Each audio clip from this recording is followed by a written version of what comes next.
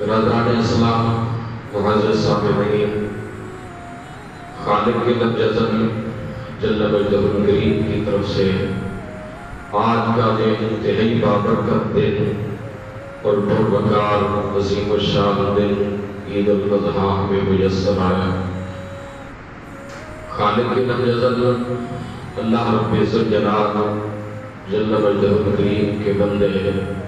بالخصوص سارے عالم اسلام میں عید الاضحیٰ بڑے جوش و جذبے سے منا رہے ہیں۔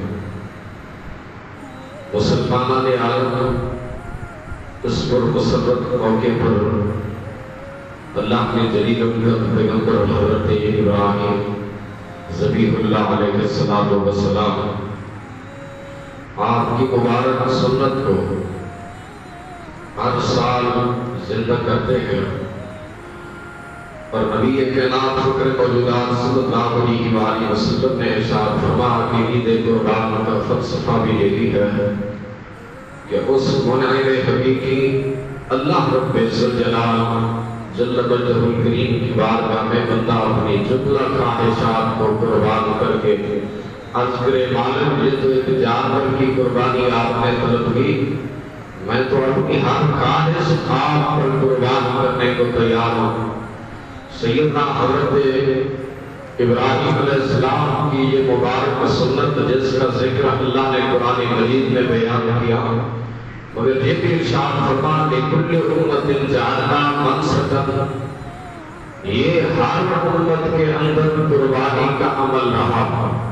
جتنی امتیں حتیٰ کہ آدم علیہ السلام اور ان کے بیٹوں کا تذکرہ سورۃ المائدہ 6 پارے میں مفصل پورا ایک رکوع اللہ نے ذکر کیا وَاتْلُ عَلَيْهِمْ نَبَأَ ابْنَيْ آدَمَ بِالْحَقِّ إِذْ قَرَّبَا قُرْبَانًا فَتُقُبِّلَ مِنْ أَحَدِهِمَا وَلَمْ يُتَقَبَّلْ مِنَ الْآخَرِ۔ اللہ کریم فرماتا ہے آدم علیہ السلام کے دو بیٹوں کا تذکرہ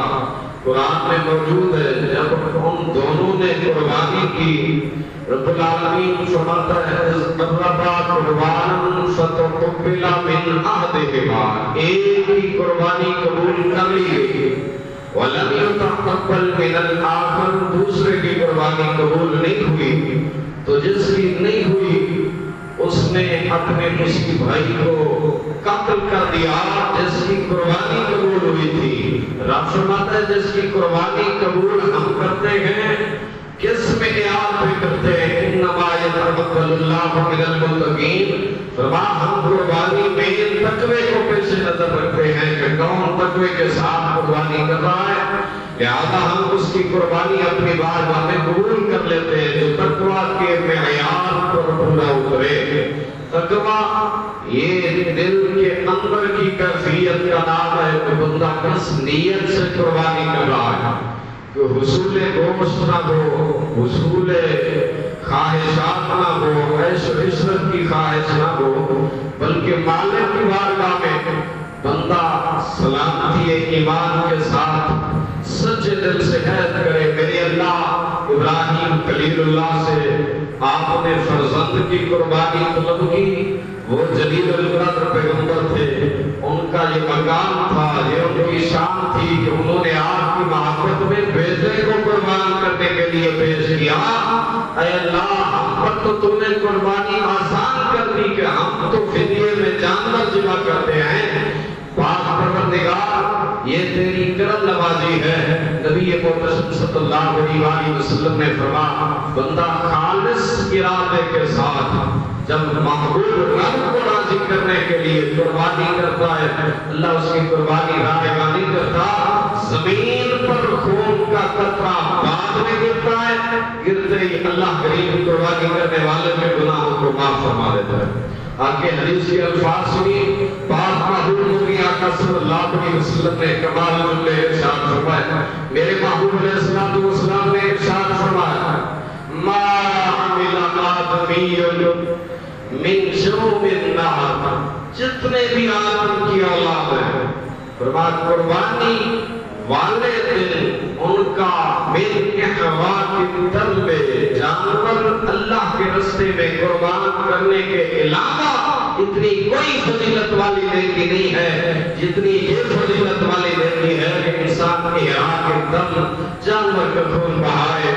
اپنے اللہ کو راضی کرنے کے لیے۔ برادران اسلام، قربانی اللہ نے طلب کی، پسند کی، فدیہ خود دے دیا اللہ کریم نے جنت سے، مگر قربانی کا جانور امت مصطفیٰ میں رائج کر دیا گیا۔ یہ کتنی بڑی کرم نوازی ہے کہ فدیے میں جانور قبول کر کے ہمارے گناہوں کو معاف کر دے۔ یعنی قربان ہم جانور کریں، فدیہ جانور بنے، مگر بدلے میں گناہ انسان کے معاف ہو جائیں، اس سے بڑی سعادت اور کون سی ہو سکتی ہے۔ حضرت سیدنا جابر رضی اللہ تعالیٰ عنہ فرماتے ہیں، اور اسی حدیث کو ام المومنین امی عائشہ صدیقہ رضی اللہ عنہا نے نقل فرمایا، احب الى اللہ من احواک الدم انه لیاتی یوم القیامت اشعارها واصوافها واظفارها۔ حضور نے فرمایا قربانی خوش دلی سے کرو، کیونکہ یہ قربانی والے جانور قیامت میں اپنے سینگ بال اور کھروں کے ساتھ آئیں گے، اللہ کے حضور اس بندے کے سفارشی بنیں گے، اللہ رب الجلال ان کی سفارش پر اس بندے کے لیے جنتی سواریوں کا اہتمام فرمائے گا۔ حضرت سیدنا محمد بن اسحاق رحمت اللہ علیہ بہت بڑے ولی کامل و گزرے، فرماتے ہیں کہ رات میں نے خواب دیکھا قیامت قائم ہو چکی ہے، میرا ایک بھائی تھا جو مجھ سے قبل فوت ہو گیا،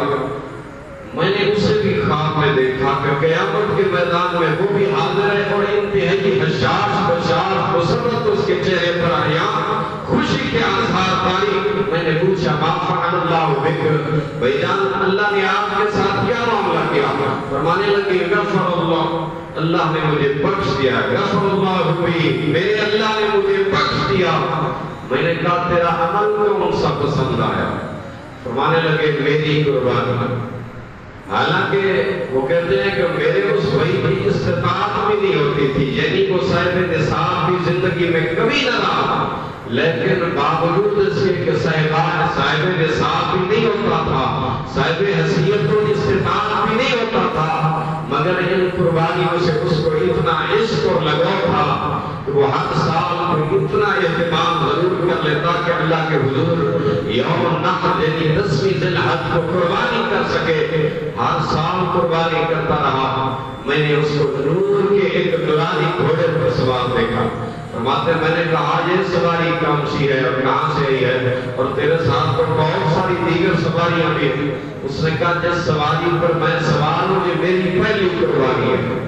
اور دیگر یہ قربانیاں یہ اعزاز کے طور پر اللہ نے مجھے دیگر سواریاں بھی پروٹوکول عزت احتشام کے لیے یہ عطا فرمائے ہیں۔ مالک کے لذل کی بارگاہ میں میں جتنے سال قربانی کرتا رہا، اللہ رب الجلال نے میری ہر قربانی کو قبول فرما کر یہ نورانی سواریاں مجھے آج میدان حشر میں عطا فرمائی۔ حضرت سیدنا ابراہیم خلیل اللہ علیہ السلام، اللہ کریم نے سورۃ الصافات کے اندر، ویسے تو قرآن مجید میں متعدد مقامات ایسے ہیں جہاں حضرت ابراہیم علیہ السلام کی سیرت کا تذکرہ اللہ کریم نے بیان کیا، مگر سورہ صافات کے اندر اللہ کریم نے ابراہیم علیہ السلام کی قربانی کا بیان کیا کہ جب باپ بیٹے میں مکالمہ ہوا، گفتگو ہوئی، حضرت ابراہیم علیہ السلام نے جو الفاظ بولے، جواب میں جو اسماعیل ذبیح اللہ کے الفاظ بولے، اللہ کریم نے بیعینی ہی وہی ریکارڈنگ قرآن مجید میں پیش فرما دیا۔ فرمایا فَلَمَّا بَلَغَ مَعَهُ السَّعْيُ، جب جوان وہ اسماعیل ذبیح اللہ دوڑنے کے لائق ہو گیا،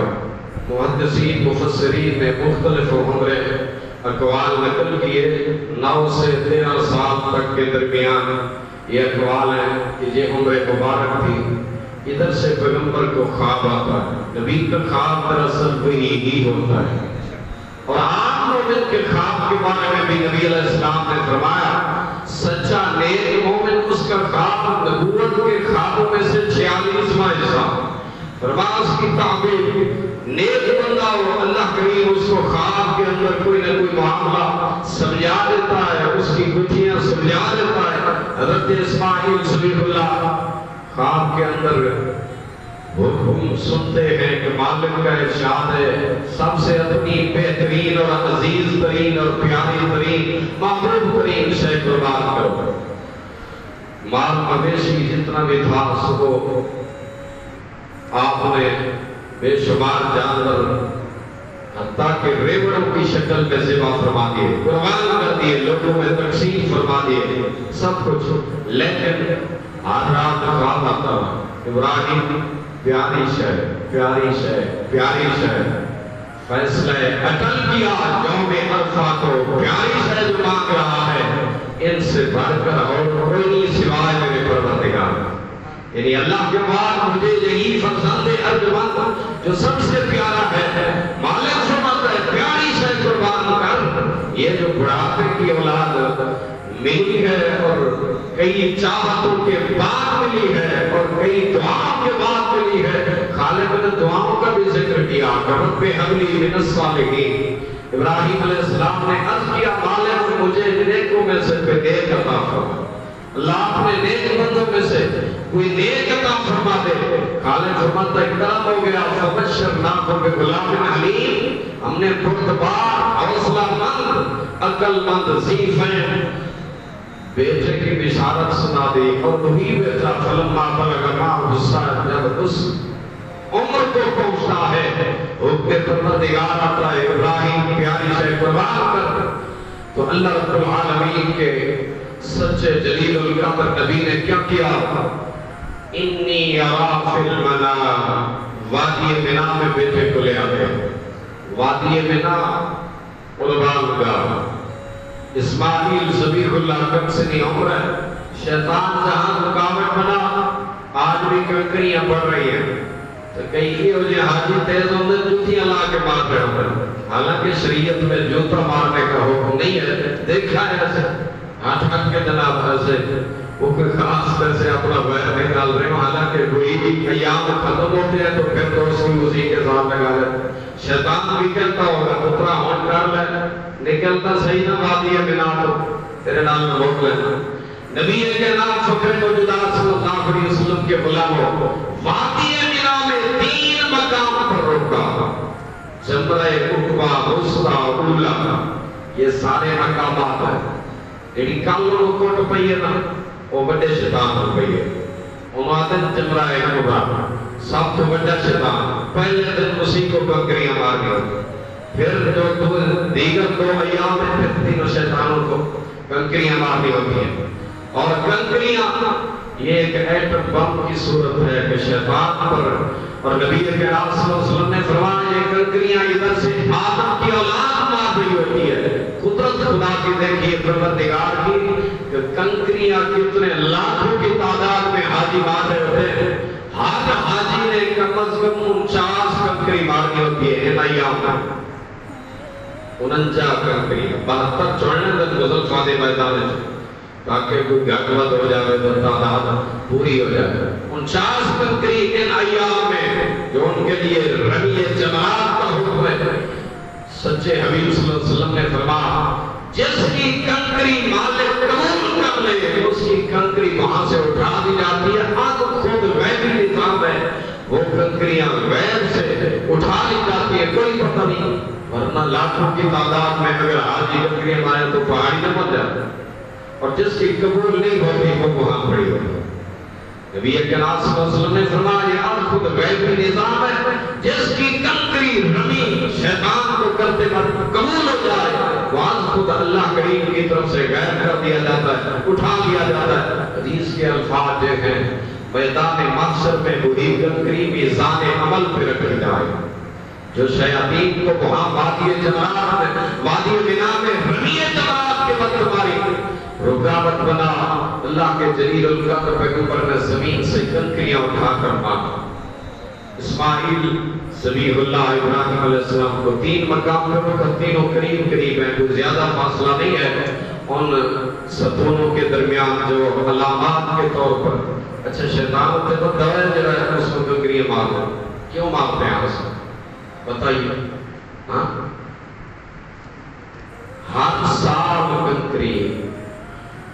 یہ یادگار کو اپنائے اسا ہر سال حضور دے ذکر دی محفل کریے میلاد کریے شوف لگن نادن جناب یہ تو سب نبی کرام صلی اللہ علیہ وسلم کو ایک بار دنیا میں تشریف لائے تھے ہر سال حضور دے ذکر دی محفل میں کہ جناب والا ہر سال جشن قرآن بھی جائز ہے ہر سال جانور قربان کرنا بھی جائز ہے حالانکہ قربانی تو بانی منا میں حضرت ابراہیم علیہ السلام نے ایک ہی مرتبہ فرمائی تھی جناب والا کنکریاں بھی تو ایک ہی مرتبہ لگی تھی جناب والا یہ بار بار اس عمل کو کیوں دہرایا جا رہا ہے مالک لم جزل کو اپنے پیاروں کی ادائیں زندہ رکھنے کے لیے یہ شوق ہے کہ میرے بندے انہی اپنا اداؤں کو اپنائیں جو انہی اداؤں کو اپنا کے آئے گا حج ہے ہی اس کے پیاروں کی اداؤں کو زندہ کرنے کا نام اسی لیے نبی محترم صلی اللہ علیہ وسلم نے فرمایا قربانی کرو خوش دلی سے کرو مسرور ہو کے کرو مجبور ہو کے کرو بڑے جملے میں سنے نا انہاں دنوں اور کچھ حقیقت بھی ہے کہ واقعی قاری صاحب قربانی ہون جڑی ہے نا بس کو باہر ہو گئے بے شک ہوتی ہے لیکن وس اور طاقت استطاعت دینے والا کون اس مالک نے کتنی نعمتیں ہمیں عطا کر رکھی اگر ایک جانور لے کر وہ ہمارے گناہوں کو معاف کر رہا ہے فدیے میں ایک جانور ہمارے گناہوں کا کفارہ کر رہا ہے تو اس سے سستا سودا اور کیا ہو سکتا نبی محترم صلی اللہ علیہ وسلم نے ارشاد فرمایا مولا علی نبی ہے جس حدیث کے اور مجموع الزوائد کی حدیث ہے حضور نے فرمایا ایھا الناس دعوا واحتسبوا بدمائها فإن الدم وإن وقع في الأرض فإنه يقع في حفظ الله عز وجل حضرت علی فرماتے ہیں نبی محترم صلی اللہ علیہ وسلم کو میں نے فرماتے ہوئے سنا جس بندے نے حضور نے فرمایا لوگوں قربانی کرو اور جس کے خون میں ثواب کی نیت کرو یعنی یہ جو جانور کا خون ہم آ رہے ہیں اس میں ثواب کی نیت کرو نیت درست ہو گوشت تو ویسے بندے کو مل جاتا ہے جو مقدر میں مقدر نہ ہوئے تو بندے آتے ہیں ڈاکٹر میں جو روکے ہے کہ جو نصیب میں ہے وہ تو ملنا ہی ہے نا جو نصیب میں نہیں اس پر تو ویسے ہی پابندی ہوتی ہے خوش دلی سے قربانی نبی کرام صلی اللہ علیہ وسلم نے فرمایا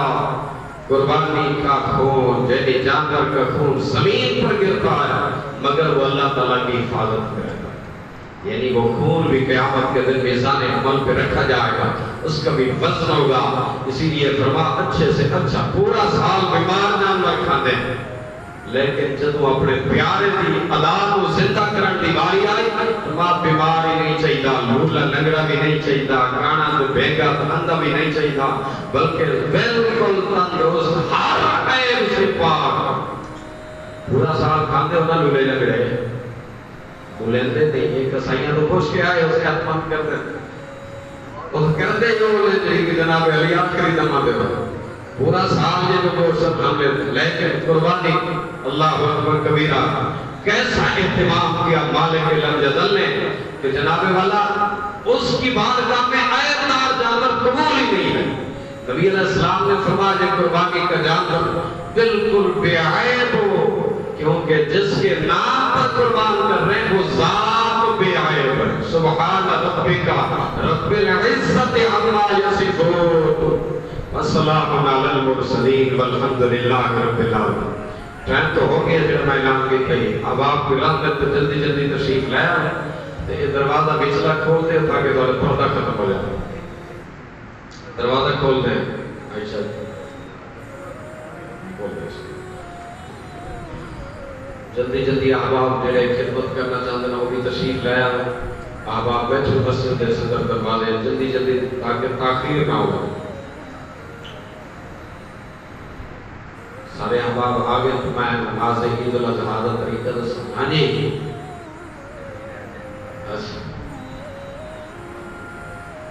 تمام دوست احباب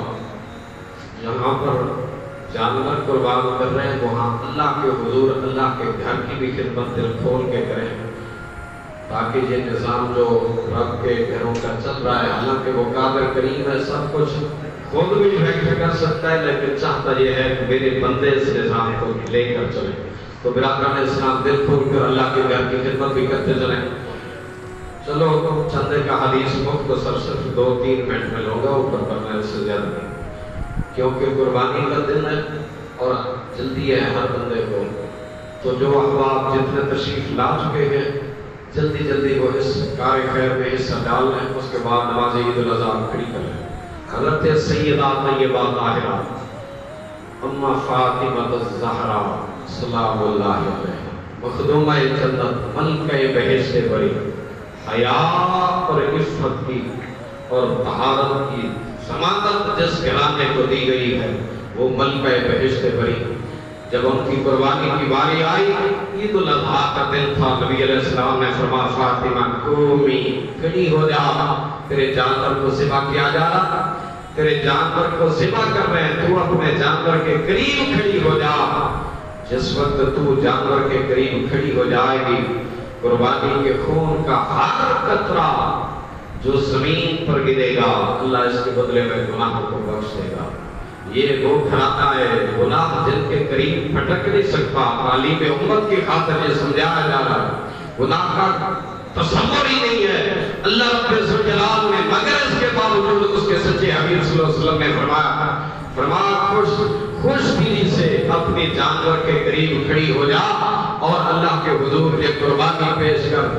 حضرت فاطمہ الزہرا سلام اللہ علیہا فرماتی ہیں یا رسول اللہ صلی اللہ علیہ وسلم، یہ خوشخبری اور یہ شان صرف اہل بیت نبوت کے لیے ہے یا قیامت تک آنے والے آپ کے ہر امتی کے لیے ہے کہ جب وہ قربانی کرنے لگے تو اپنے جانور کے قریب کھڑے ہو جائیں اور ان کے گناہ معاف ہو جائیں. نبی علیہ السلام نے فرمایا قیامت تک آنے والے ہر امتیہ کے لیے جس کی قربانی ہوگی، فرمایا اللہ کریم اس کو اسی انداز میں ثواب عطا فرمائے. اچھا، قربانی کے جانور کے گوشت کی تقسیم آپ بزرگ حضرات بیٹھے ہیں، سال ہر سال سے سنتے آ رہے ہیں کہ شریعت کے مطابق 3 حصوں میں، مگر سادہ چونکہ ترقی یافتہ دور ہے تو ہم بندے زیادہ سیانے ہو گئے تو ہم فریضہ پرفریز یہ سسٹم جناب والا ڈھیر سارا آ گئے. تو نیت ہے ہوتی ہے کہ جناب والا چلو 10ویں محرم تک لائے جاویے بندے آتے ہیں. اس طرح ہونا حدیث پاک میں آتا ہے، نبی کائنات فخر موجودات صلی اللہ علیہ وسلم نے فرمایا جس ذات کی خاطر قربانی کر رہے ہیں ایک تو پوچھ لے آج جڑا فریج بھری ہے انہوں راضی کیتے انہوں راضی کیتے. میں ایک دعوت فکر دے رہا ہوں، شاید میرا جملہ یہ کسی پر گراں بھی گزرے. آج کے دن غریبوں کو، غرباء کو، فقراء کو، مساکین کو، یتاماں کو، بالخصوص اس طبقے کو نہیں بھولنا جو پورا سال جن کو میسر نہیں آتا یہ گوشت. بندے محلے میں رہتے ہیں اور کسی سے کسی کے گھر محلے داروں کا منفی نہیں ہوتا، لیکن ایک چیز ضرور یاد رکھنا، کسی کی سفید پوشی پر نہیں جانا. بعض اوقات بندوں کے سفید پوشی بھرم کے لیے ہوتی ہے، اندر کے حالات ان کے ایسے ہوتے ہیں کہ وہ دال چٹنی پر بھی گزارا مشکل ہو رہا ہے. تو کوشش کریں کہ ایسے احباب کے ہاں اپنے قربانی کے گوشت ضرور بھیجیں اور 3 حصے کریں. ایک حصہ اپنے اہل و عیال کے لیے، ایک دوست احباب کے لیے، ایک خالصتاً فقراء اور مساکین اللہ کی رضا کے لیے ان میں تقسیم کریں. اللہ پاک سب کو عمل صالح کی توفیق عطا فرمائے. نیت نماز عید الاضحیٰ سماعت فرما لیں. اور قربانی کا جانور جس وقت لیٹا ہے تو ذبح کے لیے چند ایک ضروری مسائل ہیں، ان میں سے صرف ایک مختصر سا مسئلہ سماعت کر لیں کہ 4 رگیں ضرور کٹنی ہیں. ہم کی 3 رگیں کٹ گئی گنجائش ہے کہ جانور حلال ہو جاتا ہے، 2 کٹی تو حلال نہیں ہوگا. 4 رگیں کون سی ہیں؟ حلقوں اور بری، خوراک کی نالی اور سانس کی نالی، یہ 2 نالیاں ہیں، ان کا خاص خیال رکھنا. اور پھر خود جائیں تو 4 رگیں جن میں خون دوڑتا ہے، یہ 4 رگیں ہیں، ان کا گڑنا ضروری ہے. اور پھر ایک خامی یہ رہ جاتی ہے احباب سے، یہ جو اس کو شریعت کے اندر گانٹ کہتے ہیں عقدہ، یہ سر کی طرف رکھے، دھڑ کی طرف، یعنی یہ انہوں پنجابی جاتے ہیں نرگڑ، آج اس گڑ دا جڑا ہے نا اس سر والے پاسے رکھنا ہے. دھڑ والے پاسے چلا گیا جانور حرام ہو جائے گا، اللہ نہیں ہوگا. یا اللہ جڑے احباب ناڑی کے سائیں دیگر اطلاع وہ بالخصوص کوشش کریں کہ جانور جو کہ اللہ کے راستے میں ہم قربان کر رہے ہیں، تو عام بندے سے تو بالکل جس کو تجربہ نہیں ہے وہ جانور قربان سے کرے ہی نہ، ذبح نہ کرے، بلکہ کسی ایسے بندے سے کروائے جو اس چیز کا پریکٹیکلی جانتا ہو کہ جانور کیسے ذبح کیا جاتا ہے۔ جب جانور قربانی کا ذبح کرے تو قبلہ رخ کر لیں، یہ سنت مصطفیٰ کریم صلی اللہ علیہ وسلم ہے۔ نیت نماز عید الاضحیٰ سے بات فرما لیں، نماز عید الاضحیٰ 2 رکعت نماز عید الاضحیٰ جو واجب ہے 6 زائد تکبیروں کے ساتھ تمام احباب امام کی ابتدا کی نیت کریں گے، پہلی تکبیر کہہ کر ثنا پڑھیں گے، ثنا کے بعد پھر 3 زائد تکبیریں کہیں گے، اس کے بعد قرأت ہوگی، قرأت کے بعد رکوع اور سجود، پھر دوسری رکعت کے لیے کھڑے ہوں گے، امام پھر قرأت کرے گا، قرأت کے بعد رکوع میں جانے سے پہلے امام 3 زائد تکبیریں کہے گا اور پھر رکوع والی تکبیر کہتے ہیں رکوع میں منتقل ہو جائے گا، اور بقیہ نماز کے بعد پھر عید کا خطبہ ہوگا، اس کے بعد اجتماعی دعا ہوگی۔ تمام دوست احباب صفحے درست کر لیں تاکہ ہم نماز عید الاضحیٰ سے طریقے سے ادا کر سکیں۔